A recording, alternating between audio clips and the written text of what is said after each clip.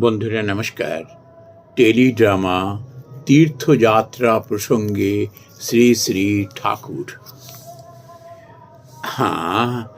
কতক জায়গা দেখেছি। হাজরা অনেক দূর গিয়েছিল আর খুব উঁচুতে উঠেছিল। ঋষিকেশ গিয়েছিল। আমি অত দূর যাই নাই, অত উঁচুতে উঠি নাই। চিল শকুনি অনেক উচ্চে ওঠে, কিন্তু নজর ভাগারে। ভাগার কি জানো? কামিনী ও কাঞ্চন। যদি এখানে বসে ভক্তি লাভ করতে পারো তাহলে তীর্থে যাবার কি দরকার?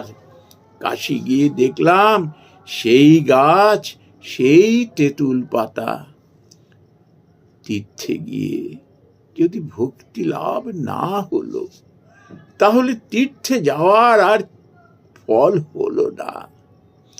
আর ভক্তি সার একমাত্র প্রয়োজন।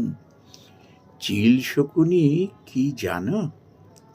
অনেক লোক আছে, তারা লম্বা লম্বা কথা কয় আর বলে যে শাস্ত্রে যে সকল কর্ম করতে বলেছে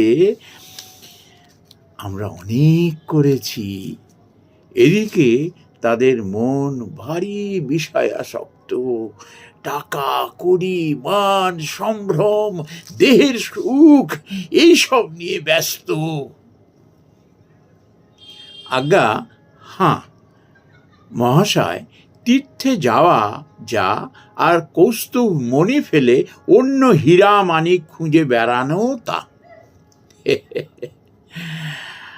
আর তুমি এইটি জেনো, হাজার শিক্ষা দাও, সময় না হলে